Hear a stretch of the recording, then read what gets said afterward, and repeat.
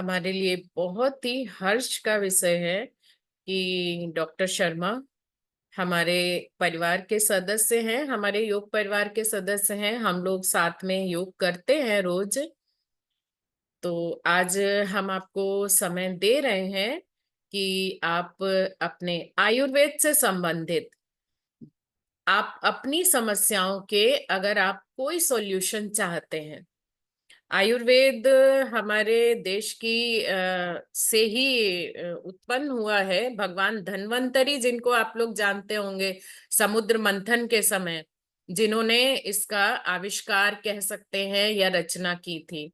और जैसे योग को सारी दुनिया मान चुकी है, वैसे आज आयुर्वेद को भी पूरी दुनिया मान चुकी है। क्योंकि आयुर्वेद एक ऐसी चिकित्सा पद्धति है जिसमें प्राकृतिक तरीके से चिकित्सा करने का प्रयास किया जाता है। फूल पौधे पत्तियां प्रकृति के नजदीक रह करके आयुर्वेद में चिकित्सा पद्धति है। तो आज पहले तो हम डॉक्टर शर्मा को इनवाइट करते हैं कि वो थोड़ा सा हमें बताएं आयुर्वेद के बारे में। उसके बाद हम आपको समय देते हैं, आप लोग हैंड रेस कर लेंगे जिसको भी आपके क्वेश्चन है, तो डॉक्टर शर्मा से हम लोग जवाब लेने का प्रयास करेंगे।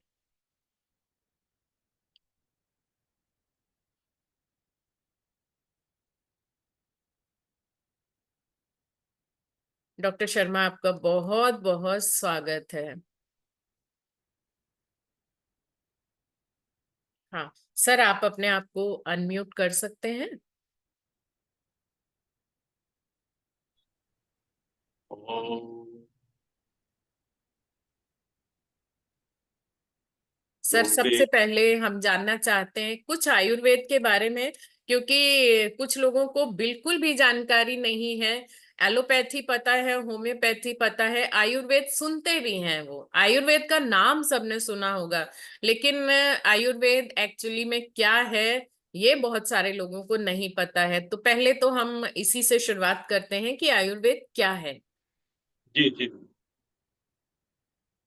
ओम योगेन चित्तस्य पदेन वाचां मलं शरीरस्य च वैद्यकेन रूपाकल्पं प्रवरं मुनीनां पतंजलि प्राञ्जलिराञ्जनेयम्। सर्वप्रथम सबसे पहले मैं योग के माध्यम से हमारे चित्त और मन के विकारों को दूर करने वाले, वैद्यक शास्त्र के माध्यम से, चिकित्सा शास्त्र के माध्यम से हमारे शारीरिक विकारों का नाश करने वाले और व्याकरण की संरचना के माध्यम से हमारे वाणी संबंधी, भाषा संबंधी विकारों को का परिष्कार करने वाले पतंजलि को मैं नमस्कार करता हूँ। साथ ही साथ हम जैसे लोगों को शारीरिक मानसिक स्वास्थ्य की पुष्टि, नरिशमेंट देने वाली मैम को बहुत बहुत साधुवाद।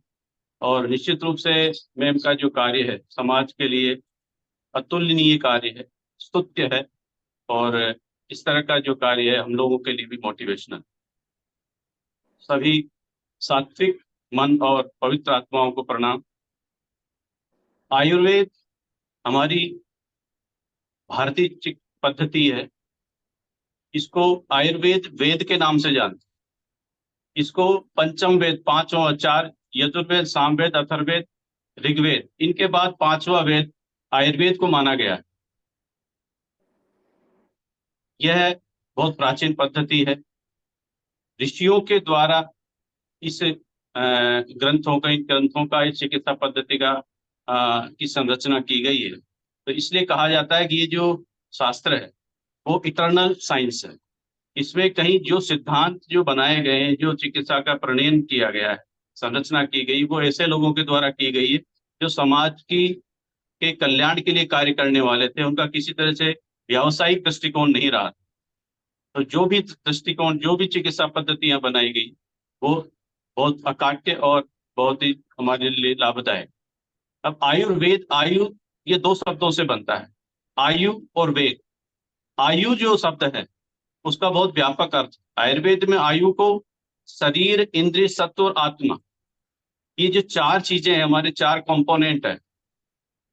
शरीर हमारी फिजिकल बॉडी, हमारे इंद्रियां सेंस ऑर्गन्स, मन, हमारा सत्व साइकी, और हमारी आत्मा, ये जब चारों का कॉम्बिनेशन जब होता है तब हमारा जो है हमारी आयु का निर्माण होता है। आयु मीन्स जीवन। हमारी जो लाइफ है वो इन चार कंपोनेंट पे आधारित है। इसलिए आयुषो वेदम, साइंस ऑफ लाइफ, ये आयुर्वेद। इसमें विशेषकर 8 अंग पढ़ने के दृष्टि से 8 अंग अलग अलग डिवाइड डिवाइड किए गए। स्पेशलाइजेशन, जैसे आजकल जो मेडिकल साइंस की जो स्पेशलाइज्ड ब्रांचेज है, इसी तरह से आयुर्वेद में भी स्पेशलाइज्ड ब्रांच 8 तरह से इसको विभाजित किया गया है। उसको अब वर्तमान में 14 ब्रांचेज में और कन्वर्ट कर दिया गया। मीन्स इन 14 ब्रांचेज से आयुर्वेद में स्पेशलाइजेशन होता है। कोर्स आयुर्वेद के सामान्य आयुर्वेद आचार्य या बीएमएस के माध्यम से कोर्स चलते हैं। उसके बाद स्पेशलाइजेशन में से मेडिसिन है, सर्जरी है, आईईएनटी है, एंड पीडियाट्रिक्स है, इसी तरह से जो पंचकर्मा है, डिटॉक्सिफिकेशन थेरेपी, इस तरह से 14 ब्रांचेज में MD, master of doctorate of master होता है। तो ये स्पेशलाइजेशन का भी आजकल जो है इसमें कॉन्सेप्ट हमारे यहाँ चल रहा है। उसमें एमडी, पीएचडी ये सब होते हैं। जैसे मैंने एमडी किया, उसके बाद पीएचडी किया। तो हमारी जो चिकित्सा पद्धति है हर्बल बेस्ड भी है। इसमें हर्ब्स के द्वारा भी ट्रीटमेंट की जाती है। कुछ मेडिसिन से हर्बो मिनरल होती है, जिसमें हर्ब्स और मिनरल्स ये होते हैं। और उसके साथ साथ जो है एक डिटॉक्सिफिकेशन थेरेपी है, जिसमें बॉडी में कुछ बिना मेडिसिन के भी हम नॉन फार्माकोलॉजिकल इंटरवेंशन के द्वारा भी हम लोगों की चिकित्सा करते हैं, जिसको पंचकर्म के नाम से जाना जाता है। अब आयुर्वेद में योग का बहुत महत्व बताया गया। चरक संहिता पढ़ेंगे तो उसमें कई जो लेसन है वो योग पे है। क्योंकि मैंने जैसा बताया कि एक पतंजलि, आचार्य पतंजलि, जिनको मैंने स्टार्ट में ही जो है उनके नमन के साथ उद्बोधन किया है, तो आचार्य पतंजलि ने इन तीनों चिकित्सा शास्त्रों का भी प्रणयन किया है। वो एक ही व्यक्ति थे जिन्होंने तीनों चिकित्सा शास्त्र, चिकित्सा शास्त्र, योग शास्त्र और व्याकरण शास्त्र की संरचना की। तो स्वास्थ्य के लिए मन का योग के द्वारा, चिकित्सा शास्त्र के द्वारा शारीरिक विकारों का, और व्याकरण के द्वारा भाषा का संयम स्वास्थ्य के लिए बहुत आवश्यक कंपोनेंट माना जाता है। अब आचार्य भगवान कृष्ण ने भी कहा है कि युक्ताहार विहार से युक्त चेष्टस्य कर्मसु युक्त स्वप्ना व बोधस्य योगो भवति दुःखा।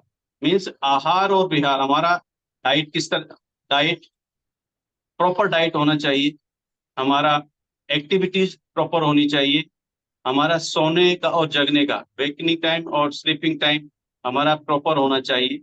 ये स्वास्थ्य के लिए जब इनका सबका कॉम्बिनेशन होता है तो हमें सही स्वास्थ्य प्राप्त होता है। स्वास्थ्य के लिए सबसे बेसिक कंपोनेंट हमारा आहार होता है। आहार, निद्रा, ब्रह्मचर्य, ये 3 बेसिक कंपोनेंट आयुर्वेद में बताए गए हैं हेल्थ के। अगर हमें स्वस्थ रहना है तो हमें आहार पे ध्यान देना होगा, डाइट। सेकंड, निद्रा, हमारी जो स्लीप है वो भी प्रॉपर होनी चाहिए, सही समय पे उठना, सही समय पे सोना, प्रॉपर वे में रात को नींद लेना।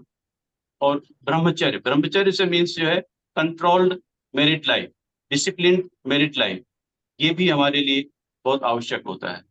तो सबसे जो बेसिक कंपोनेंट हमारा 2 आ जाते हैं, आहार और निद्रा। सबसे बड़ी जो स्वास्थ्य संबंधी समस्याएं आज हो रही है, लाइफस्टाइल डिसऑर्डर्स, वो देर तक सोना, देर तक उठना, इससे हो रहा है, या दिन में सोना, ये सबसे बड़ा कारण बन रहा है। दूसरा जो है हमारी जो डाइट, वो पूरी तरह से बहुत ज्यादा दूषित हो गई। उसके कारण है कि आहार ही सब कुछ हमारी जो है स्वास्थ्य का रेगुलेट करता है, कंट्रोल करता है। आहारम पुनर्मूलम, बल, हमारा जो बल एनर्जी है, हमारा कम्प्लेक्शन है, वर्ण बल, वर्ण अग्नि, हमारा जो डाइजेशन है, मेटाबॉलिज्म, और ओज जो हमारी इम्यूनिटी, उन सबके पीछे जो है मेन जो कंपोनेंट, मेन कारक है वो आहार है। और इम्यूनिटी के पीछे भी हमारा आहार ही मेन कारण। आहार संबंधी हम डिस्कशन करेंगे, जो जितने भी आपकी जो क्वेरीज है उस पर हम डिस्कस करेंगे कि आहार हमारा किस तरह का होना चाहिए। जी। जो आहार का जो है हित भुक, मित भुक, ऋत भुक, ये एक संक्षेप में कह सकता है। हित मीन्स कंजेनियल डाइट होनी चाहिए। डाइट ऐसा नहीं है कि खाना भूख लगी और कुछ भी खा लिया तो उससे हमारे शरीर को नरिशमेंट नहीं मिलता। वो कई रोगों का कारण बनता है। तो हितकर आहार होना चाहिए। हाँ। हितकर पर सर। बात करेंगे, जी। हितकर पे सर। बात करेंगे तो 2 मिनट में। तो हित भुक मित भुक, आहार हमारा, हमारी जितनी रिक्वायरमेंट है बॉडी की, या हम जितना पचा सकते हैं, डाइजेस्ट कर सकते हैं, उतना हमारा डाइट होना चाहिए। हमारी भूख से थोड़ा कम हमें डाइट लेनी चाहिए। हित भुक मित भुक और ऋतु भुक, ऋतु के अनुसार हमारा वेरिएशन होना चाहिए। कि जैसे चने हैं, हम चने का प्रयोग करते हैं प्रोटीन के लिए। तो अब जैसे सर्दी के दिन आ रहे हैं, सर्दियों में हम चने को भिगो के उसको तेल में भून के स्टीम करके ले सकते हैं, घी में भून के ले सकते हैं, उसको ज्यादा एक्स्ट्रा फैट के साथ ले सकते हैं। लेकिन वही जो चने हैं, वो अगर हमें गर्मी में प्रयोग करने हैं तो उस तरह से नहीं करना है। उसमें फिर उसको हमें रोस्ट चने जो होते हैं, नील फैट, वो उन चनों का प्रयोग करेंगे तो वो हमारे लिए ठीक रहेगा, लाभप्रद रहेगा। तो जी। इस तरह के जो है ऋतु के अनुसार हमें वेरिएशन हमें हमारे डाइट में निश्चित रूप से होना चाहिए। सर। सर, मैं ये जी जानना चाहती हूँ कि पुराने समय और आज के समय में ये थोड़ा सा अंतर देखने में आ रहा है कि पुराने समय में, आजकल तो हम लोग कार्ब बोल देते हैं इसको। अभी लोगों को शिक्षा ले चुके हैं, सब जानते हैं, हम उसको कार्ब बोल देते हैं। पुराने समय में हम उसको रोटी और चावल बोलते थे। मतलब ऐसा कहते थे कि उसी से हमको ऊर्जा मिल रही है, रोटी और चावल से हमको ऊर्जा मिल रही है। ऐसे कहावत कही जाती थी कि अन्न है तो टन्न है। मतलब अन्न आपके शरीर में जा रहा है, कार्ब जा रहा है तो आपको ऊर्जा मिल रही है। अभी क्या हो गया है सर कि चीजें बदल गई हैं। अभी हमारे जितने भी न्यूट्रिशनिस्ट है ना, वो बोलते हैं कार्ब मत खाइए, रोटी चावल मत खाइए, आप प्रोटीन ज्यादा खाइए। तो यहाँ पर हम लोग तो बात मान लेते हैं कि भाई जो पुराने समय में चीज थी वो शायद गलत थी। अभी ज्यादा रिसर्च हो गई है, ज्यादा एक्सपेरिमेंट हो गई है, तो हमें तो प्रोटीन खाना चाहिए। हम लोग बहुत इजीली डिसाइड कर लेते हैं कि अभी कहते हैं रोटी चावल मत खाओ, रोटी चावल हटा दो, अपनी थाली से हटा दो रोटी चावल। तो इसको हमको कितने परसेंट मानना चाहिए? ये बात क्या ये सही है कि कार्ब को हटा देना है और प्रोटीन को बढ़ा देना है? जी जी। इसमें पहले, सबसे पहले मैं बताना चाहता हूँ, आयुर्वेद में जो डाइट, जो पोषण का जो सिद्धांत है, उसमें 6 रस बताए गए हैं, 6 टेस्ट। जी। मधुर, अम्ल, लवण, कटु, तिक्त और कषाय। जी। ये 6 रस हैं जो हमारे मेटाबॉलिज्म और हमारे नरिशमेंट के पीछे बहुत बड़ा फैक्टर है। तो जैसे मधुर रस है, हमें एनर्जी प्रोवाइड कराता है। कार्ब्स जो है हमें एनर्जी प्रोवाइड कराते हैं, कार्बोहाइड्रेट। जी। साथ में जो कटु, तिक्त, कषाय जितने भी हैं, कटु means bitter, pungent and bitter taste है जैसे, और जी। सॉल्ट है, ये हमें न्यूट्रिशन प्रोवाइड नहीं करते, लेकिन ये हमारी मेटाबॉलिज्म को बढ़ाते। तो इनका, सभी जो 6 रस हैं, हमें 6 रसों का ही सेवन करना चाहिए। एक भी रस को डिस्कार्ड अगर हम करेंगे तो हमें जो है, जो एनर्जी लेवल जो हमारा बनना चाहिए, जो शरीर का संगठन जो सही बनना चाहिए, नरिशमेंट मिलना चाहिए, वो नहीं होता। तो 6 रसों का सेवन सबसे पहले तो हमें करना चाहिए। ये नहीं कि मधुर मधुर ही ले रहे हैं तो फिर उसका कंजप्शन नहीं होगा, क्योंकि हमारी जो मेटाबॉलिज्म को बढ़ाने का काम, या जो है कह सकते हैं एपेटाइजर का जो रोल जो है, डाइजेशन का जो रोल है, वो कटु तिक्त 2 रस जो है वो ज्यादा करते हैं, मसाले जिसमें ज्यादातर आ जाते हैं। जी। जी। लेकिन जो नरिशमेंट देने का काम है, वो हमें, जो हमारा मिल्क है, इधर से जो है सीरियल्स हैं, वो हमें नरिशमेंट देते हैं। तो पहले जो हमारा खाने का जो कॉन्सेप्ट था, वो मिलेट्स प्रधान था, मिलेट्स ज्यादा थे हमारे खाने में। और अब जो है, जो मिलेट्स से भी कार्बोहाइड्रेट के सोर्स हैं, तो वो जी। वाला जो कार्बोहाइड्रेट है, वो बहुत बेनिफिशियल है हेल्थ के लिए। अब आज जो कार्बोहाइड्रेट को केवल हम मान के चलते हैं गेहूं है या राइस है, हमारे आज का परिस्थितियां बदल गई समय के अकॉर्डिंग। पहले का जो व्यक्ति था, वो हर काम पैदल चल के, फिजिकल एक्टिविटी पहले के लोगों में ज्यादा थी। तो फिजिकल कल एक्टिविटी ज्यादा फिजिकल होने के एक्टिविटी ज्यादा कारण थी। हमारी रिक्वायरमेंट कार्बोहाइड्रेट्स की बहुत ज्यादा थी। तो उस समय कंजप्शन जो करते थे तो ठीक था। दूसरा, कार्बोहाइड्रेट के सोर्स भी थोड़े से अलग थे। आज जो है कार्बोहाइड्रेट के सोर्स के रूप में सीरियल्स और राइस काफी अवेलेबल है, तो उसको अगर ज्यादा मात्रा में हम लेते हैं और फिजिकल एक्टिविटी हमारी कम है, तो वो शरीर में कफ को बढ़ाते हैं। और कफ बढ़ेगा तो अग्नि हमारी जो है, मधुर रस जो है, न्यूरिशमेंट तो देता है, कार्ब्स हमें न्यूरिशमेंट तो देते हैं, लेकिन हमारी मेटाबॉलिज्म को, हमारी डाइजेशन को सप्रेस करते हैं। तो अगर अकेले मधुर रस ही लेंगे तो डाइजेशन हमारा वीक हो जाएगा, और शरीर में आयुर्वेद की थ्योरी है, आम बनाएगा उस शरीर में। जो बायो प्रोडक्ट जो है, जो हमारा रस रक्त बनना चाहिए वो नहीं बनेगा, और बायो प्रोडक्ट आम के रूप में बॉडी में संचय होता है। और उससे जो है, जितने भी लाइफस्टाइल डिसऑर्डर्स है, मोटापा है, थायराइड, हाइपोथायराइडिज्म है, डायबिटीज है, ये होने की संभावनाएं ज्यादा होती है। तो एक कॉम्बिनेशन जो है हमें बनाना है। प्रोटीन का सोर्स भी होना चाहिए, लेकिन जो आयुर्वेदिक हेल्दी वगैरह जो पर्सन है, उनको कार्ब भी पर्याप्त मात्रा में लेने चाहिए, क्योंकि एनर्जी का सोर्स वो है। लेकिन साथ में जो है, मसालों का भी पर्याप्त मात्रा में सेवन करना चाहिए।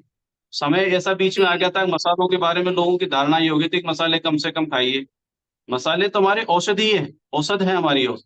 जैसे हम लोग हवन करते हैं, हवन से हमारे शरीर के, हमारे जो है वातावरण के जो विकार हैं, वो ठीक होते हैं, और एक सकारात्मक ऊर्जा का निर्माण होता है। उसी तरह से हमारे शरीर में भी नियमित रूप से हवन हो रहा है, अग्नि प्रज्वलित है, मेटाबॉलिज्म प्रज्वलित है। उसको हमें सेटिस्फाई करने के लिए प्रॉपर वे में, जैसे हवन में, हवन की जो सामग्री होती है उसमें घी का कंपोनेंट भी होता है, उसमें चावल भी होते हैं, उसमें जो भी होते हैं, उसमें औषधियां भी होती हैं। तो औषधियां हमारे से मसालों के हिसाब से मान के चलते हैं। तो हमारा जो डाइट है, उसमें कार्बोहाइड्रेट भी होना चाहिए, उसमें प्रोटीन भी होना चाहिए पर्याप्त मात्रा, उसमें फैट भी होना चाहिए, घी भी होना चाहिए। घी जो है हमारी लो को, हमारी जो अग्नि को बढ़ाने का काम करता है।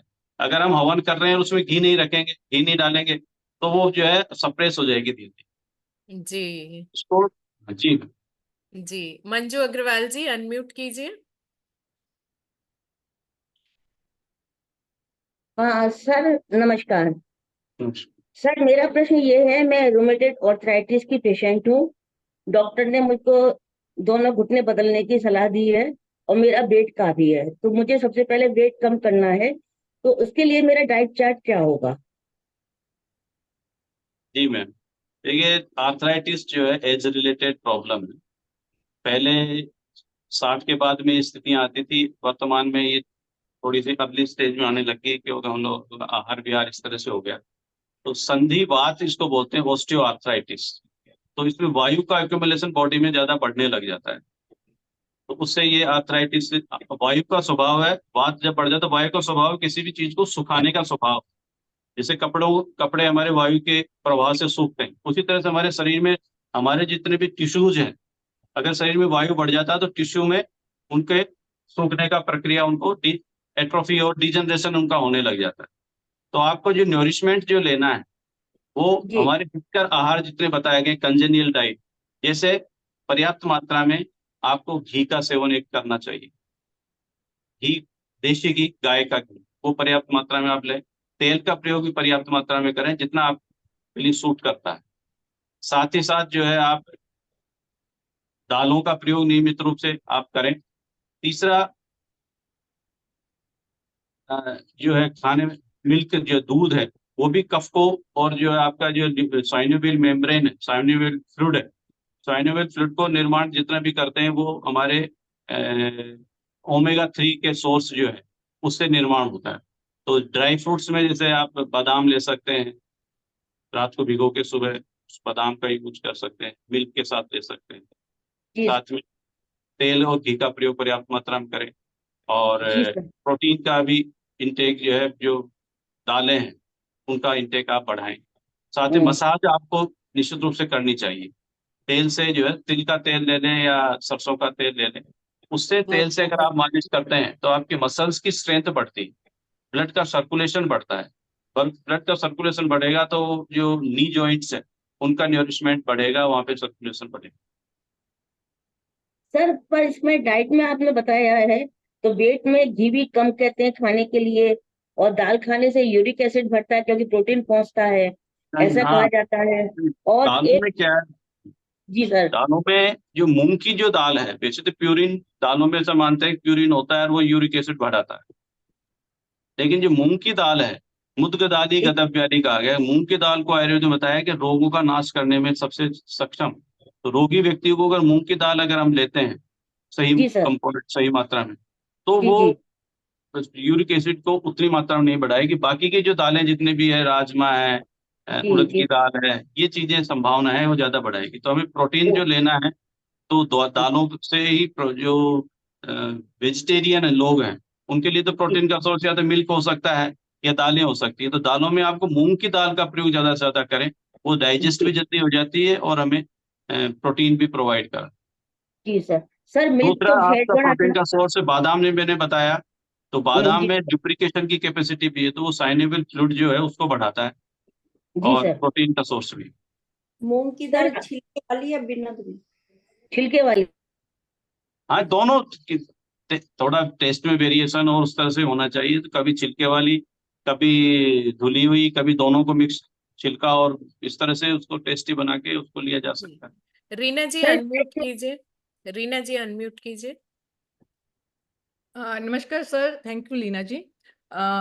सर मुझे तो बहुत ज़्यादा प्रॉब्लम एक ही है। वैसे मैं ऑस्टियोपोरोसिस भी है, मैंने नी रिप्लेसमेंट भी करवाया, अभी 1 साल हुआ नहीं है। बट मुझे प्रॉब्लम जो मेन है वो है एक्यूट एसिडिटी की, जिससे मेरा 10-15 दिन हेडेक, थोड़ा नोजियाटिक और कुछ भी अच्छा नहीं लगता, जैसे वैसा हो जाता है। तो मुझे क्लास भी कई बार तो मिस करनी पड़ती है इसी वजह से। तो ये प्रॉब्लम है। एंड मैं मेरे को मतलब आप ये कह लीजिए कि साल में कोई 1-2 महीना जाता होगा जब मैं टेबलेट नहीं लेती हूँ, तो वो मॉर्निंग में उठ के मुझे लेनी पड़ती है। तो इसके लिए कुछ बताएं। एसिडिटी का कुछ 2-3 कारण होते हैं। या तो हम ज्यादा मात्रा में, क्यों, हर व्यक्ति का अपना शरीर का स्वभाव होता है, प्रकृति जिसको प्रकृति बोलते हैं, फिजिकल कॉन्स्टिट्यूशन। प्रकृति का हर व्यक्ति का अपना अलग होता है। तो जैसे कई लोग जिनकी पित्त प्रकृति होती है, बॉडी में फायर कंटेंट ज्यादा होता है, तो उन लोगों को एक तो मसाले जो है ज्यादा सूट नहीं करते। उनको जी मसालों को मात्रा कम रखनी चाहिए, या मसालों का प्रयोग घी के साथ करना चाहिए। जैसे हींग है, कई लोगों को हींग सूट नहीं करती, तो वो हींग को ज्यादा घी डाल के सब्जी में, और हींग घी के साथ जो उसमें फ्राई करके हींग का मात्रा हम करें। या जितने मसाले आप ले रहे हैं तो उसके साथ घी का प्रयोग करें। आपको तेल की बजाय सब्जी घी में बनानी चाहिए। तो उससे क्या होगा कि जो तेल का स्वभाव पित्त को बढ़ाना, वो एक तो नहीं करे। दूसरा, एंजाइटी स्ट्रेस की वजह से भी पित्त बढ़ता है। जी तो आप तो वो तो होने का प्रश्न नहीं है कि हमने इस तरह के 1 घंटे का इतना प्रोडक्टिव टाइम में हमें देती है, तो उससे स्ट्रेस जो मैनेजमेंट इंपॉर्टेंट हो जाता है एसिडिटी के लिए। तीसरा जो है हमारी स्लीप। अगर स्लीप सही नहीं आती है तो भी हमारे शरीर में पित्त और वायु दोनों बढ़ता है। तो इन चीजों का आपको थोड़ा सा ध्यान रखना है। तीसरा, खाने में इस तरह की स्थितियां हैं। दूसरा, कॉन्स्टिपेशन। तो हमारे शरीर में जितना पित्त का जो निर्माण होता है, पाइल जितने सिक्रेशंस होते हैं, एंजाइम सिक्रेशन होते हैं, वो स्टूल के माध्यम से शरीर से बाहर निकलते हैं। अगर जिनको कॉन्स्टिपेशन रहता है लंबे समय से, क्रॉनिक कॉन्स्टिपेशन की टेंडेंसी, तो उनमें भी पित्त का शरीर में एक्यूमुलेशन, संचय होने लग जाता है, और उसके कारण जो है एसिडिटी बढ़ती है। तो एक तो पेट क्लियर रखें आप। जैसे रात को त्रिफला लिया करें, नियमित रूप से त्रिफला लिया करें रात को, आधा चम्मच से 1 चम्मच के बीच गर्म पानी से। तो वो उसमें जो आंवला है वो वैसे पित्त को भी ठीक करता है, और हरड़े प्रॉपर इवाक्यूएशन करती है स्टूल का। तो रात को आप जो है त्रिफला लें। सुबह खाली पेट आप या तो लौंग का पानी ले सकते हैं। जो 2 लौंग रात को भिगो दिया करें पानी में, 1 कप पानी में। सुबह उनको अच्छी तरह से मसल के 2 लौंग और थोड़ा सा सौंफ, सौंफ जो होती है उसको, एक आधा चम्मच के करीब 1 चम्मच सौंफ और 2 लौंग रात को 1 कप पानी में भिगो दें। सुबह अच्छी तरह से मसल के उनको बिना छाने उसको पी लिया करें आप। तो इससे बेस्ट एंटासिड और कोई नहीं है, लौंग से बढ़कर कोई एंटासिड नहीं। तो ये आप ले सकते हैं। सुबह जो है अगर मॉर्निंग टी आपकी लेने की आदत है तो उसको थोड़ा स्किप करने की कोशिश करें, उसके बजाय नारियल पानी, कोकोनट वाटर ले लिया करें। तीसरा जो है दिन में अगर सोने की आपकी टेंडेंसी है तो उसको थोड़ा सा बंद कीजिए, और या फिर खाना खाने के 2 घंटे बाद, 1.5 घंटे बाद आप सोइए। इसके अलावा खाने के साथ में आप थोड़ी मात्रा में दूध का प्रयोग कर सकते हैं। जैसे पानी पीते हैं ना हम लोग, वैसे आप 1 कप में दूध, नॉर्मल दूध लेके खाना खाने के लिए बैठा करें। उससे थोड़ा सा सिप बाय सिप खाने के साथ आप ये ले सकते हैं।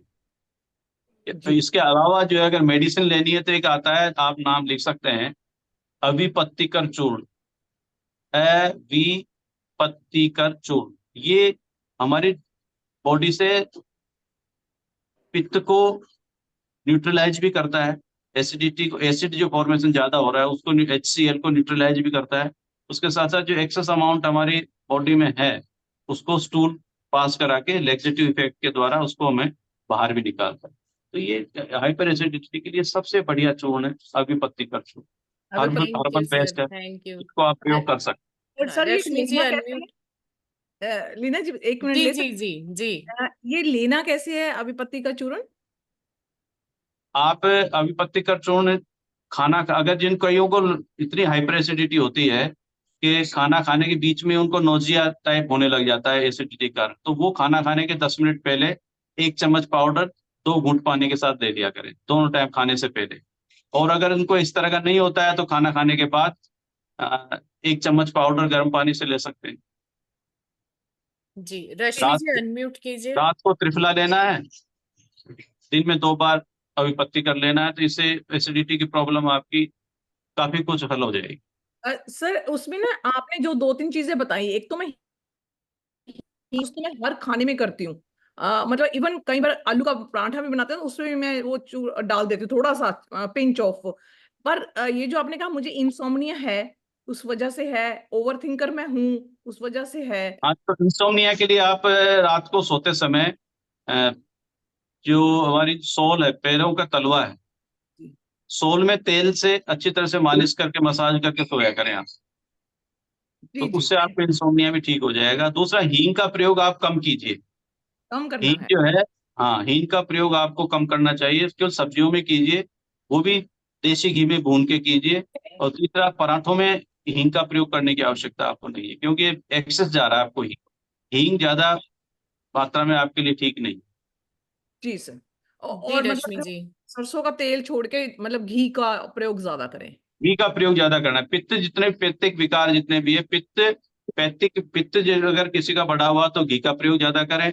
कफ बढ़ा हुआ है, कफ में मोटापा है, ओबेसिटी है, डायबिटीज है, या हाइपोथायरॉयडिज्म है, तो वो शहद का प्रयोग, प्योर शहद का प्रयोग करें। यो इस तरह का नहीं, जो डायबिटिक पेशेंट अगर वैसे शहद का प्रयोग करेगा तो शुगर बढ़ जाए, लेकिन अगर प्योर हनी है तो वो शुगर को कंट्रोल भी करता है। और इसके अलावा जो वात विकार है, वायु का जिसको विकार है, वो सौंठ का प्रयोग कर सकता है, हरड़े का प्रयोग कर सकता है, thank you sir, thank you तेल सो का प्रयोग कर सकता है। जी नमस्कार डॉक्टर रश्मि जी। साहब।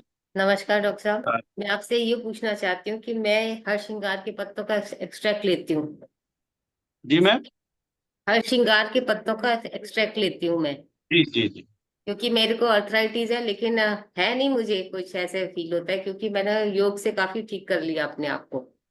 बस ये नाम का ही रह गया है। वैसे मुझे तो 17-19 साल पहले डॉक्टर ने कहा था घुटने बदलवाने, लेकिन योग करके मैंने सब ठीक कर लिया है। और मैं हर श्रृंगार के जो पत्तों का एक्सट्रैक्ट है 15 दिन लेती हूँ, जैसे जनवरी में लेती हूँ या दिसंबर में, और फिर अभी अक्टूबर में लेती हूँ। गर्मियों में नहीं लेती, मुझे गर्मी से लगती है उसको लेने से। तो क्या वाकई गर्म होता है ये? मुझे कितने लेना बिल्कुल, चाहिए साल में? जितनी भी वायु को ठीक करने वाली, जो शांत करने वाली जो औषधियां हैं, वो गर्म तो होती ही। फिर मैं जनवरी में लेती हूँ या दिसंबर में लेती हूँ, या बिल्कुल, फिर मैं, हाँ जी, उसको साल आप में कितनी बार लेना चाहिए मुझे? हरसिंगार जो है न्यूरिशमेंट का सोर्स भी है, उसको हमारे शरीर के टिश्यूज को न्यूरिशमेंट मिलता है, तो उनको थोड़े से गैप के बाद में आप अगर प्रयोग कर रहे हैं तो बहुत सही है, करना चाहिए आप, उसमें कहीं कोई नुकसान नहीं। हाँ, तो मैं क्या कहते हैं, मई जून जुलाई नहीं करती हूँ मैं, अगस्त में एक्सट्रैक्ट करती पाउडर, हूँ या अक्टूबर में करती हूँ फिर। जी कीजिए, अगर उसको करना अक्टूबर में किया है तो मैं फिर जनवरी में करती हूँ। 3 महीने का चाहिए। गैप हो थोड़ा जाना सा, चाहिए। कोई भी मेडिसिन लंबे समय तक नहीं लेनी चाहिए। नहीं चाहिए, हाँ, 15 मेडिसिन दिन में, के लिए लेती हूँ मैं। हाँ, 15 दिन का लेने के बाद आप महीने 1.5 महीने का गैप दे दीजिए, क्योंकि आपकी वो नेसेसिटी नहीं है, हाँ, इमरजेंसी नहीं है, आप रिजुवेनेशन के लिए ले रहे हैं, तो उसमें बीच बीच में थोड़ा सा गैप देके इस तरह का आप प्रयोग कर सकते हैं। जब उसका मैं काढ़ा बनाती हूँ तो उसमें थोड़ा मैं सौंठ काढ़ा डाल देती हूँ काढ़ा या भी बना अदरक? सकते हैं, काढ़ा और एक्सट्रैक्ट जो है कैप्सूल्स आते हैं, उनको लेने में थोड़ा इजी होता है। नहीं, वो तो काढ़ा आपको जिस तरह से, मैं पी जिस तरह, सकती हूँ, मेरे को ये सब चीजें मैं लेती हूँ हाँ, क्योंकि। तो हरसिंगार और का काढ़ा, कभी काढ़ा ले लें, कभी एक्सट्रैक्ट ले लें, कोई आपकी नेसेसिटी तो है नहीं, आपने योग से अपने आप को ठीक किया हुआ है। हाँ, और और वैसे मैंने दूध में गूगल भी बहुत पिया हुआ है, जी सर्दी ईशानी वाला जी गूगल। अनम्यूट हाँ, कीजिए। गूगल वगैरह का ज्यादा प्रयोग मतलब डॉक्टर से परामर्श से ही किया करें, क्योंकि ये मेडिसिनल प्रयोग है ना इनमें। लेकिन जिस हरसिंगार हर्ब्स है उनका प्रयोग आप कर सकते हो, बिना पूछे भी रूटीन में कर सकते हैं। मेथी का प्रयोग किया करें आप, हाँ, दाना मेथी मेथी। का भी करती हूँ मैं, क्योंकि हाँ, अगर दाना हर मेथी। श्रृंगार का नहीं कर रही हूँ दाना तो दाना दिसंबर में जब मैं 15 हरसिंगार दिन बंद कर दें तब दाना मेथी ले लें, और उसके दाना बाद मेथी का करती सौंठ हूँ। ले लें। सौंठ जो आता है। मैं दाना मेथी का भी करती हूँ प्रयोग। जी जी, जी वो सब ईशानी चीजें। जी। हाँ नमस्कार डॉक्टर साहब। मेरा भी ऐसे ही वायु से ही प्रॉब्लम है। जब एक्सरसाइज करती हूँ तब भी बहुत ज्यादा डकारे आते हैं। मेरा मेन प्रॉब्लम यही है, खाना खाने के बाद डकार नहीं आती है, पर बाकी समय बहुत डकारे आते रहते हैं। और खाना खाने के 1-1.5 घंटा बाद डकारे आते हैं बहुत, जो मन अनईजी होता है किसी के साथ बैठने में भी, बहुत तेज आवाज से आता है डकारे। इसको आयुर्वेद में उदावर्त माना गया। जब शरीर में जैसे ही वायु बढ़ता है, तो वैसे तो वायु का स्वभाव, वायु का फॉर्मेशन तो बॉडी में सभी में होता रहता है, लेकिन वायु का स्वभाव होता है नीचे से पास होने का। जब नीचे से पास नहीं होती वायु, अपान वायु, तो वो ऊपर की तरफ जो है गति करती है, और उससे फिर वो डकारे आना होता है। तो आपको प्रयास ये करना चाहिए, एक तो वातवर्धक जितने वायु को बढ़ाने वाली जितनी भी चीजें हैं, जैसे मूंग की दाल के अलावा जितनी भी दालें हैं, उनके मात्रा में थोड़ा कम लिया करें। दूसरा, हींग का प्रयोग, भोजन में हींग का प्रयोग ज्यादा बढ़ा दें आप, वो वायु को शांत करता है। तीसरा, भोजन के बाद एक पाउडर आता है, आप नाम लिख लीजिए उसका, हिंगवादी चूर्ण। वो हींग का बना हुआ पाउडर आता है, उसमें करीब 8-10 हर्ब्स होती हैं, मेन कंपोनेंट हींग होता है। तो खाना खाने के बाद आप उसमें बचा भी होती है, और हार्ट के लिए भी वो ठीक रहता है। हिंगवास तक नहीं लेना है आपको, हिंगवादी, हिंगवादी चूर्ण, ये आधा चम्मच खाना खाने के बाद दोनों टाइम आप गर्म पानी से ले लिया करें। और उसके अलावा रात के समय आपको एक कोई लेक्सेटिव लेना चाहिए, जैसे त्रिफला ले लिया, आधा से 1 त्रिफला चम्मच के बीच लेती हूँ, गर्म पानी से। त्रिफला या लेती हूँ बराबर। हाँ, त्रिफला आप ले लिया करें। या अभी पत्ती का जो मैंने अभी बताया था एसिडिटी के लिए, वो पाउडर आप ले सकते हैं। या कभी कभार सप्ताह में वीकेंड पर केस्टर ऑयल, अरंडी का तेल 2 चम्मच आधा कप दूध के अंदर घोल के, वो वीकेंड पे आप ले लिया करें। तो उससे वायु जितनी एक्सेस बनी हुई है, कुछ लोगों की जो प्रकृति है वो उसमें एयर कंटेंट ज्यादा होता है, तो जो एयर कंटेंट जिनके शरीर में ज्यादा होगा, तो वो निश्चित रूप से थोड़ा सा वातवर्धक खाना खाते ही वो बहुत अग्रेवेट हो जाता है। एक उनके उसको मैनेज कर सकते हैं आप, खत्म नहीं कर सकते। जी कुसुम जी अनम्यूट नमस्कार कीजिए।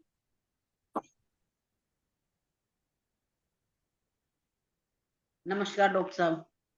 नमस्कार। डॉक्टर साहब, मुझे एक तो मेरे हार्ट में दिक्कत है, मेरा एक बल्ब खुला हुआ है, मुझे सांस लेने में दिक्कत होती है। डॉक्टर ने कहा तुम्हारा बल्ब खुला, उसी में दिक्कत। एक मुझे बैक में दर्द रहता है, लोअर बैक में। तो इन दोनों चीजों के लिए मुझे क्या चीज सूट करेगी? तो हार्ट वाला इश्यू तो ऐसा है कि इसको हम इतना मतलब इस पे टेलीफोनिक इस पे टॉक पे रिजोल्व करना बहुत मुश्किल है। हाँ लेकिन जितने भी कुसुम जी, कार्डियोटॉनिक है, कुसुम जी कार्डियोटॉनिक हार्ट जितने वाला, कुसुम जी जो हार्ट वाला इशू है ना, यहाँ हाँ जी। पर हम लोग एक ऑनलाइन क्लास में बात करके उसको सॉल्व करना ठीक नहीं होता है, वो अच्छा। तरीका ही गलत है ना। हार्ट की प्रॉब्लम को यहाँ पर ऐसे सिर्फ वर्बल कन्वर्सेशन करके बिना किसी रिपोर्ट के, वो डॉक्टर साहब के लिए भी बहुत मुश्किल है, बिना हाँ, आपकी रिपोर्ट देखे, ठीक बिना है, आपके तो जाने, थोड़ा सा सही है है जो। ना, हाँ तो जी, हाँ वो जी। लेकिन आप ठीक जो है, नहीं, वो तरीका ही आप गलत है। आंवले का पाउडर जरूर लिया करें। आंवला जो है हृदय को भी गति ताकत देता है, और अच्छा। जनरल टॉनिक भी होता है। आंवले का प्रयोग करें, बाकी का तो जो है ज्यादा प्रॉब्लम होगी तो हम कभी वैसे बात कर लेंगे आपसे डिटेल में। बाकी के लोगों का कुछ समय जाए। कुछ जी टाइम से मैंने आंवले का मुरब्बा मुक्ता जी पीना शुरू अनम्यूट करा है, सुबह कीजिए। सुबह खाली पेट। है मुक्ता डॉक्टर जी साहब, अनम्यूट कीजिए। कुछ टाइम से मैंने आंवले का मुरब्बा शुरू करा है, एक आंवला रोज का। हाँ मुक्ता जी अनम्यूट, अनम्यूट, आप म्यूट हैं अभी। हाँ जी। मेरा नमस्कार डॉक्टर साहब, मेरे को स्टमक की प्रॉब्लम है। मतलब मोशन ठीक है, होता है, बट रात में 2-3 बार ही जाना पड़ता है, एंड उसमें नींद खराब होती है। और अस्थमा तो था ही पहले। दिन में कोई प्रॉब्लम नहीं होती है? दिन में नहीं होती है। अच्छा, रात का खाना कितने बजे खाते हैं आप? 7:30। 7:30? हाँ जी। हाँ, टाइम तो आपका ठीक है 7:30 बजे खाने का। एक तो रात का जो खाना है ना, आप थोड़ा हल्का रखा करें। बहुत हल्का लेती हूँ, थोड़े से चावल, 2-3 स्पून चावल और थोड़ी सी दाल डाल के, उतना ही, उससे ज्यादा खाती नहीं मैं। नहीं खाना और चाहिए। मान लो लंच पे कहीं गए, किट्टी वगैरह पे कहीं गए, तो रात का खाना खाते ही नहीं। थोड़ा आप इस तरह के चीजों का प्रयोग बढ़ाइए जो एपेटाइजर हो। शरीर में जो है ना, शरीर में पाचन शक्ति को बढ़ाने वाली चीजें आप अगर लेते हैं ना, तो आपको ये प्रॉब्लम सॉल्व हो जाएगी। एक तो जैसे अनार है, अनार का या तो आप सायंकाल जो है जो सब्जियों में अनार दाना डाल दिया करें, अच्छा। या दिन में अनार का प्रयोग ज्यादा से ज्यादा करें। दिन में एक अनार तो अनार, आप, क्योंकि ये जितने भी अनार गृहिणी विकारों में सबसे बढ़िया है। दूसरा, छाछ का प्रयोग आपको करना चाहिए लंच के साथ। वो भी करते हैं। लंच के साथ नियमित छाछ लें, उसमें छाछ में थोड़ा सा काला नमक और पुदीना और काला नमक, सेंधा नमक धनिया या और जीरा, भुना हुआ जीरा डाल लें। तो ये लंच के साथ आप तक्र जैसे वो छाछ है उसका प्रयोग करें। दूसरा, हाँ, अनार का प्रयोग आप बढ़ा दीजिए।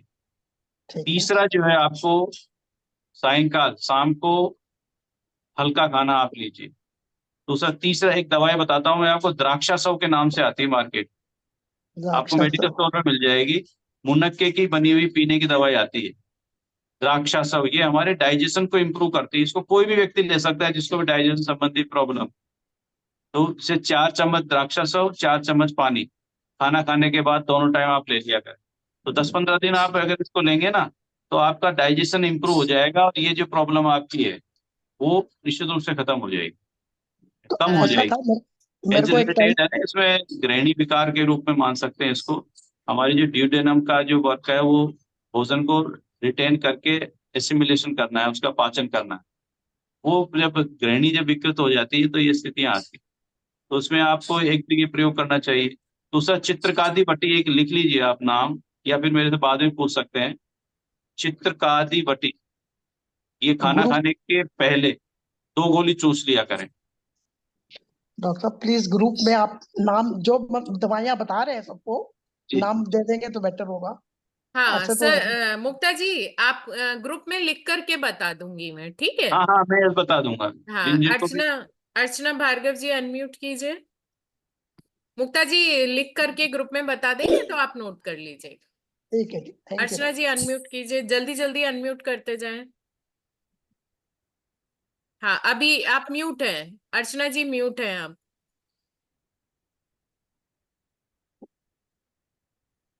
तो जी, मुझे गैस सी बनने लग जाती है, डकार आने लग जाती है। और जब कभी मैं अरहर की दाल में थोड़ी सी मूंग की दाल मिक्स करके खा लेती हूँ तो थोड़ा सा मुझे रिलीफ मिलता है। तो आपने तो तो अगर अर्चना जी शायद प्रॉब्लम और सॉल्यूशन दोनों ही बता दिए तो उसमें मिक्स तो कर लेती हूँ। कभी बाई चांस अरहर की दाल वैसी खाना है या सांभर या कुछ बनाओ वैसे दाल मिक्स कर दो, पर वो है पता नहीं क्यों एकदम से मुझे ऐसा लगता है कि गैस बन जाएगी, या तो अंदर से सोचती हूँ कि अरहर की दाल कभी कहीं खाने को मिल जाती है तो वो थोड़ा ही खाती हूँ मैं, चावल नहीं, बहुत कम खाती आपको आपकी जब भी कोई हेवी चीजें लेंगे ना, तो आपको शायद बनती होगी। जैसे उसमें उड़द की दाल खाएंगे, राजमा खाएंगे, तो आपको ज्यादा गैस बनेगी। हूँ। आप नहीं बता नहीं, रहे हैं जैसे राजमा मूंग की दाल तो और नहीं अरहर की होता, दाल से आपको राजमा से नहीं होता, राजमा उड़द की दाल से नहीं होता, बस यही इसी से होता है। उड़द की दाल भी कम खाती हूँ मैं, राजमा भी ज्यादा क्वांटिटी में नहीं खाती मैं। ये तो ये कॉमन प्रॉब्लम है जिनका डाइजेशन वीक होता है ना, या एज रिलेटेड प्रॉब्लम। एज होने पे फिर हमारा एंजाइम सिक्रेशन बॉडी से कम होने लग जाते हैं। तो उसके प्रोपोर्शन में हमें डाइट को, हमें थोड़ी सी मात्रा कम कर देनी चाहिए। डाइट सेलेक्टेड चीजें लेनी चाहिए। जैसे हितकर द्रव्य मैंने बताया ना, हितकर द्रव्य। अब हितकर में दो बात कर लेते हैं, वो सभी के लिए यूजफुल रहेगा। हितकर मीन्स हमारी बॉडी के लिए जो कंजेनियल डाइट है। डाइट तो सब है, जिससे संसार में जितने भी चीजें इनसे भूख शांत होती है वो आहार है। लेकिन उसमें भी सिलेक्टेड चीजें बता दी कि इनका नियमित सेवन करना चाहिए।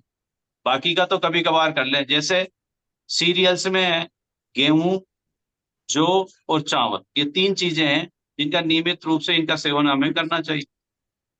पल्सेज में केवल मूंग की दाल बताइए, वो हितकर हमारे शरीर के लिए। हितकर द्रव्य वो बताएंगे जो हमारे शरीर का पोषण करते हैं और हमारे मन को ऊर्जावान बनाते हैं। सत्वम ऊर्जयति, सत्व को हमारे जो मन है, मन पे भी उसका अच्छा प्रभाव पड़ता है, हमारी एनर्जी लेवल को बनाए रखते हैं, वो हितकर द्रव्य हैं। उनको मैं बता रहा हूँ, लिस्ट बता रहा हूँ आपको। जैसे सीरियल्स में तो हो गया गेहूं, जौ और राइस। पल्सेज में केवल मूंग की दाल है, वो हितकर है। बाकी की जो चीजें हमारी न्यूट्रिशनल सप्लीमेंट जरूर हो सकते हैं, लेकिन हमारे मन पे उतना अच्छा प्रभाव नहीं करता और हमारे शरीर में सात्विकता नहीं लाती, हमारे शरीर में हेवीनेस लाती बाकी की चीजें। तो मूंग की दाल होगी। उधर जो है लिक्विड्स में दूध है, घी है और तेल है।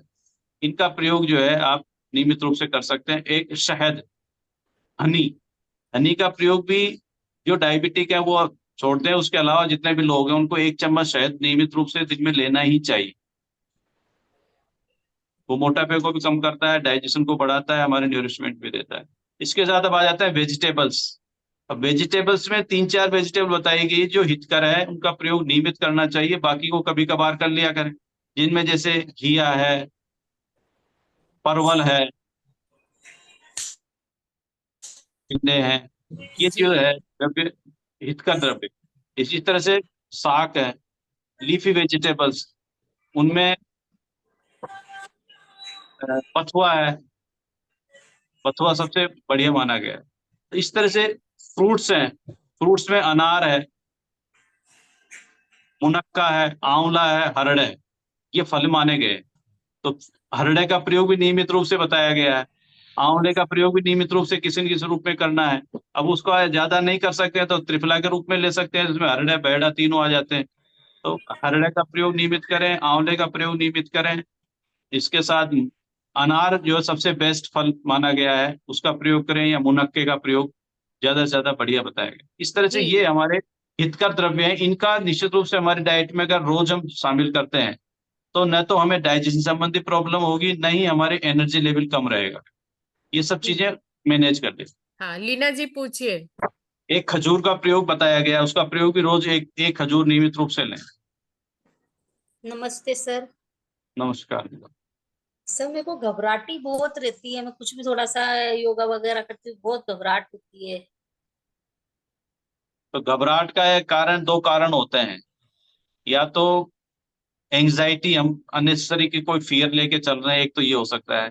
ये योग के बाद होने का मतलब ये है कि आपको थोड़ा सा आपकी जो ईसीजी वगैरह करा लीजिए, हार्ट संबंधी प्रॉब्लम भी कई बार होती है, तो उससे घबराहट बढ़ जाती है। तो इसमें ये तो जो है मन संबंधी जो चीजें होती है उनमें रिलैक्सेशन एक्सरसाइजेज इंपॉर्टेंट होती है। थोड़ा वजन कम कर लीजिए, वेट कम करने के लिए त्रिफला सबसे बेस्ट है। गर्म पानी का आपको प्रयोग नियमित रूप से करना चाहिए। दिन में सोने का अगर अभ्यास आपका है तो उसको बंद कर दीजिए। रात की नींद प्रॉपर रहे, 8 घंटे की नींद रात को सही रूप में आए, उसके लिए एक तो प्रयोग आपको बता दिया कि पैरों में, तलवे में तेल की मालिश करके सोएं। दूसरा, थोड़ा सा 5 मिनट के लिए योग निद्रा टाइप की जो है मैडम जो टेक्निक बताती हैं, वो रिलैक्स करके सोएं तो नींद हमारी कंप्लीट होगी। तो वायु, ये घबराहट का कारण वायु है। वात, जैसे ही कोई भी एंग्जाइटी होती है, कोई एक्सर्शन होता है तो उससे वात बढ़ता है। एक्टिविटी, फिजिकल एक्टिविटी या मेंटल एक्टिविटी होता है तो उससे वायु शरीर में बढ़ता है।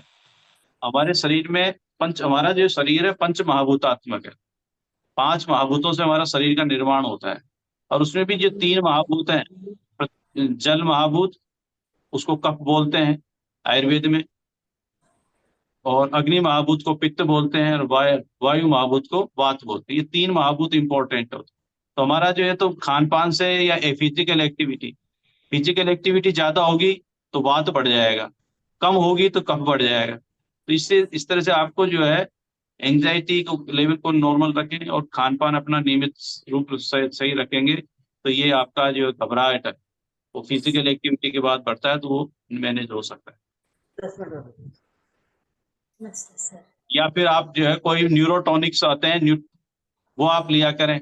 न्यूरोटॉनिक में अश्वगंधा है, उसके कैप्सूल्स आते हैं, वो 2-2 कैप्सूल सुबह शाम आप ले लिया करें, पानी से ले लें, दूध से ले लें, तो वो आपके हृदय को भी मजबूती देंगे और आपके वायु को शांत रखेंगे।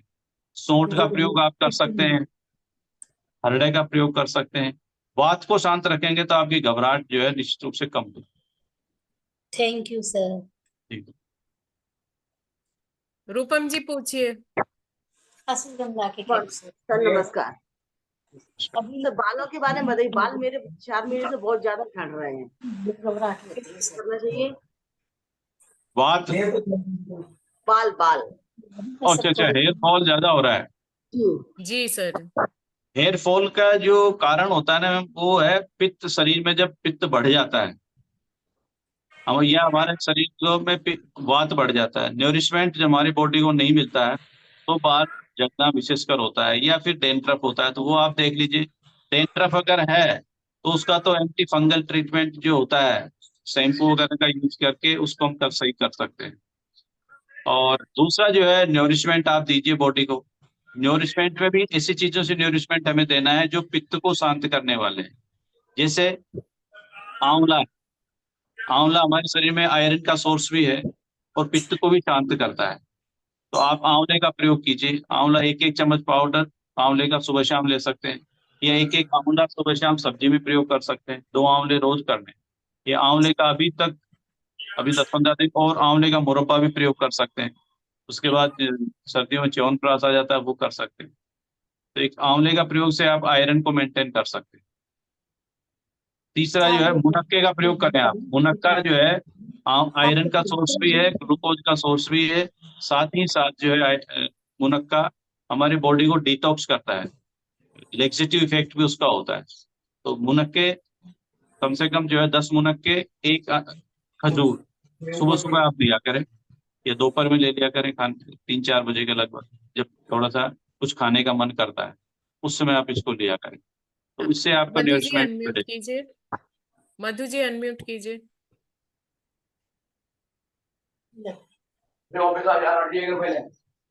नमस्कार सर।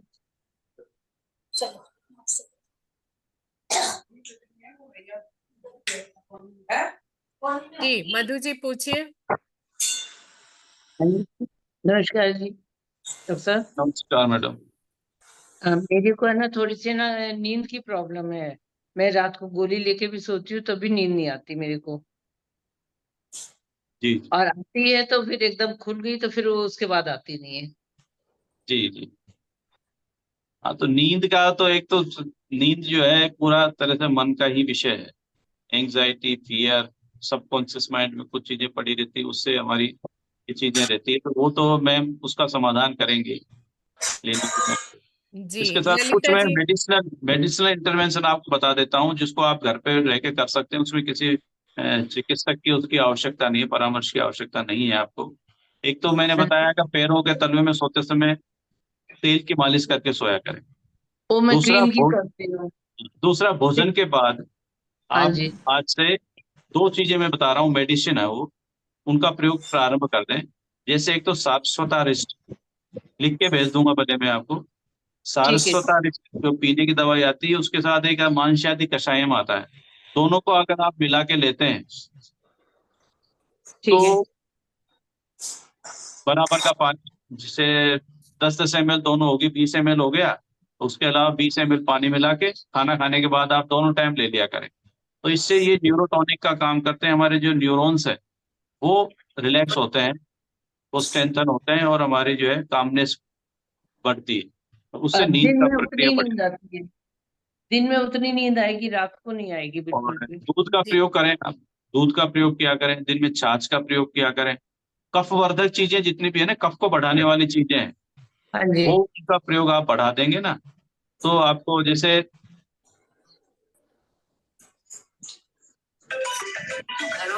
सर आप म्यूट हो गए।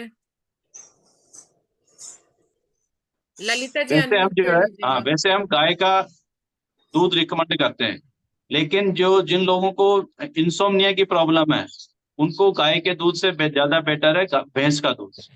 भैंस का दूध आप लिया करें तो उससे नींद की प्रवृत्ति आपकी जो है ना, टेंडेंसी बढ़ जाएगी। डॉक्टर साहब भैंस का दूध ही लेती हूँ और सवेरे है ना क्या बोलते हैं खजूर के साथ दूध लेती हूँ। ओके, ठीक है, वो हाँ, तो बढ़िया है। आप ब्रेकफास्ट मेडिसिन में और आपको कोई फिर खास चीज आपको नहीं फिर लेती। मेडिसिन की रिक्वायरमेंट रहेगी आपको। हाँ जी छाछ का ललिता जी प्रयोग भी किया। अनम्यूट कीजिए। अर्थराइटिस की प्रॉब्लम है और उसकी मेडिसिन चल रही है मेरी।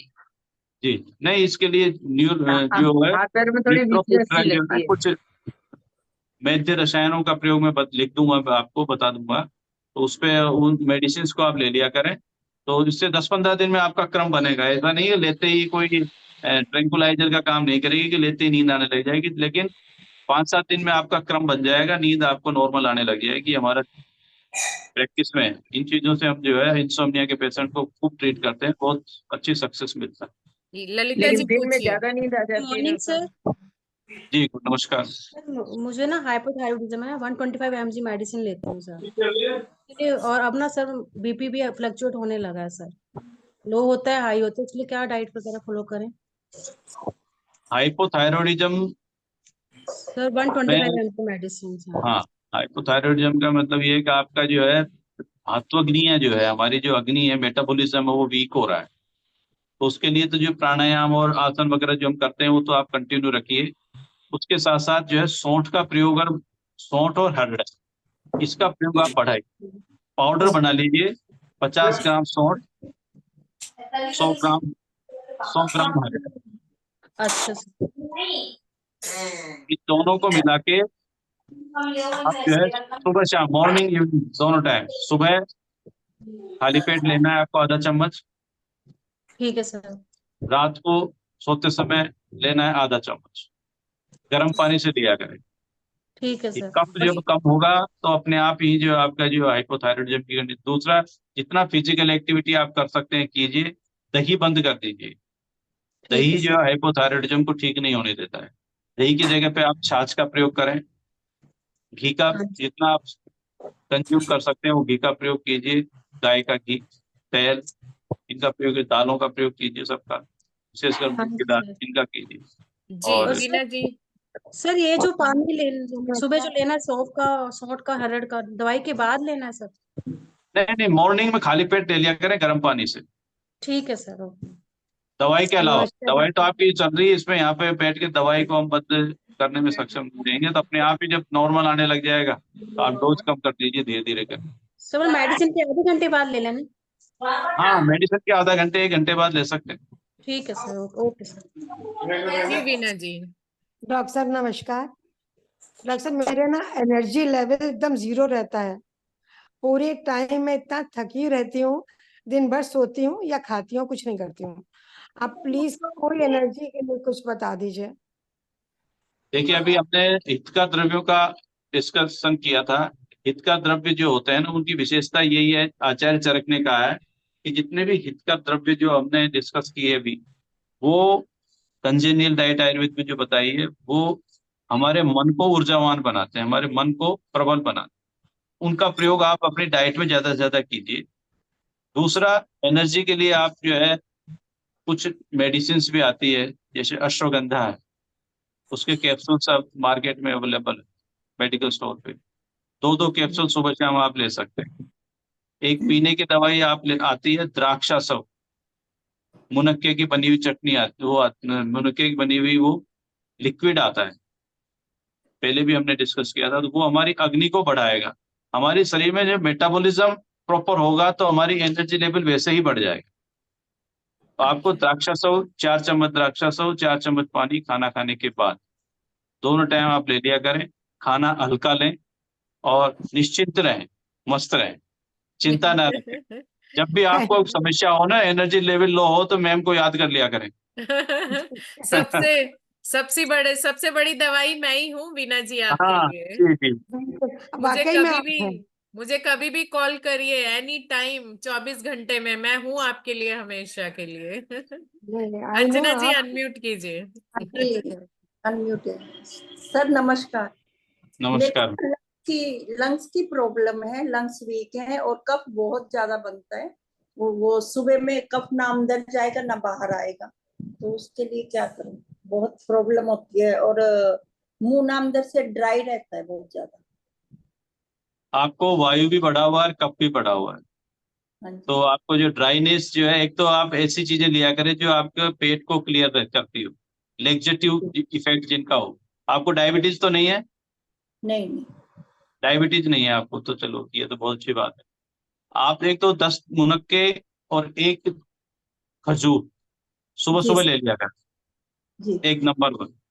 नंबर 2, आपको आंवले का प्रयोग बढ़ाना है। आंवले का प्रयोग भी च्यवनप्राश के रूप में ज्यादा बेटर रहेगा आप, क्योंकि उसमें च्यवनप्राश में आंवले के साथ साथ पीपल वगैरह भी और बहुत सारी 50 हर्ब्स है वो होती है। तो दिन में एक बार ज्यादा बेटर तो रहेगा, सुबह सुबह खाली पेट आप पहले च्यवनप्राश लिया करें 1 चम्मच, दूध के साथ ले सकते हैं या गर्म पानी के साथ ले सकते हैं।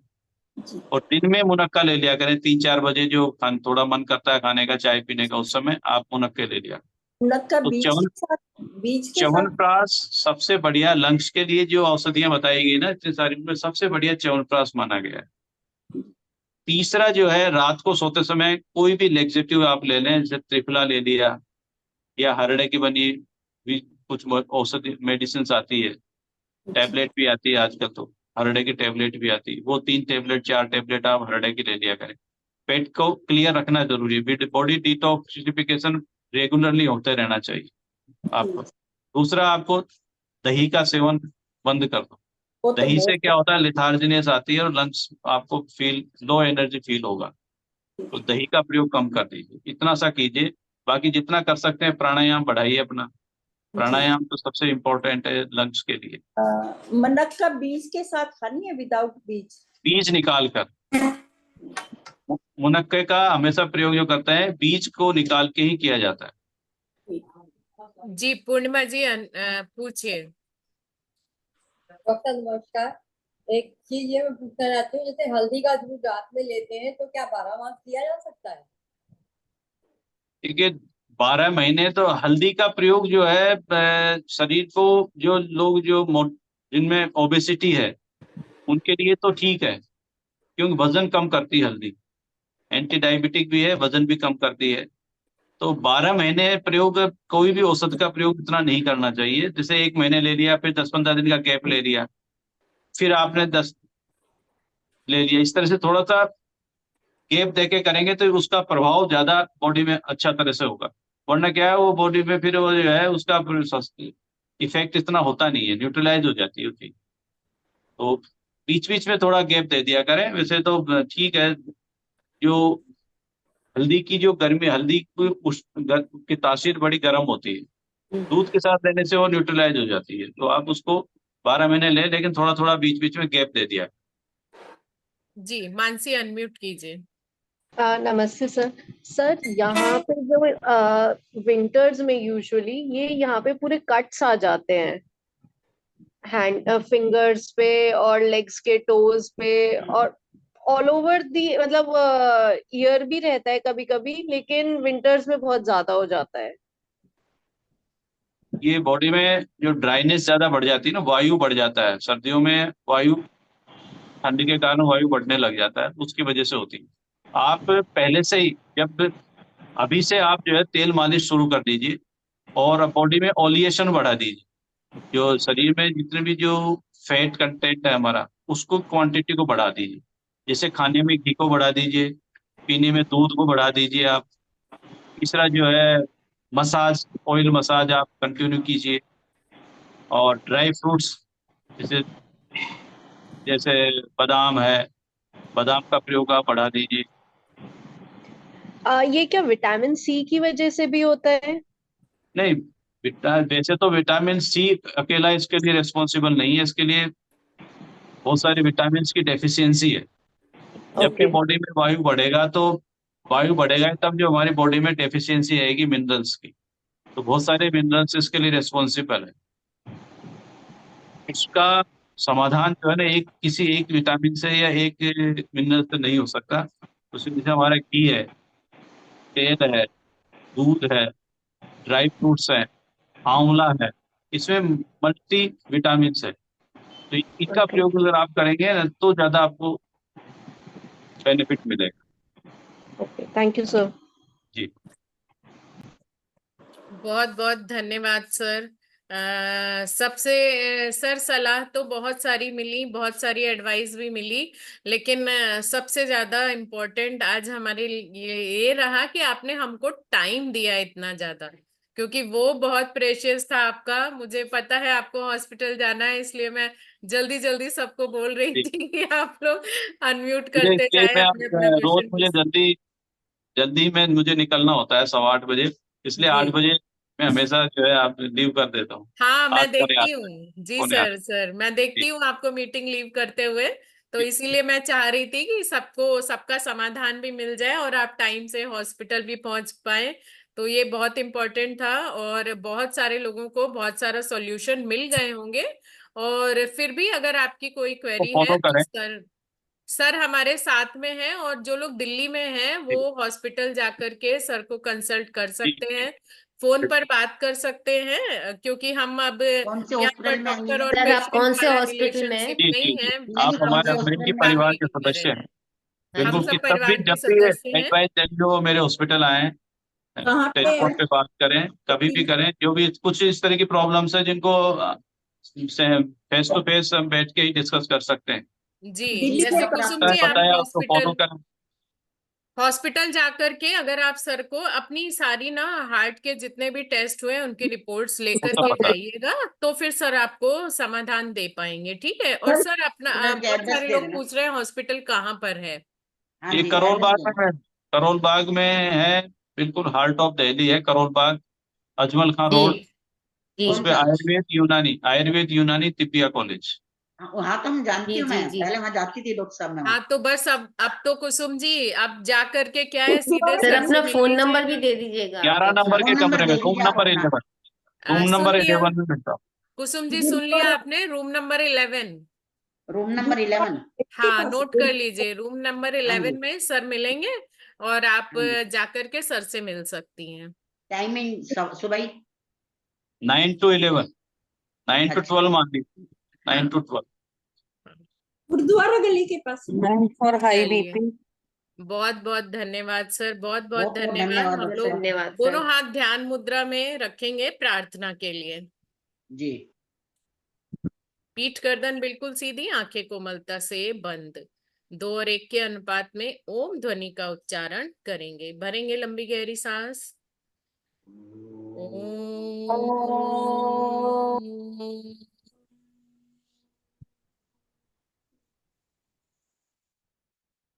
शांति। ओम शांति। ओम शांति। दोनों हाथों को जोड़ लें। पूरे विश्व के लिए सुख, शांति, समृद्धि, देह आरोग्यता की कामना करें। सभी के जीवन में आई हुई हर विपत्ति जल्द से जल्द टल जाए, चारों ओर खुशियां ही खुशियां हो। इसी कामना के साथ दोनों हाथ की हथेलियों को आपस में रगड़कर गर्म कर लें।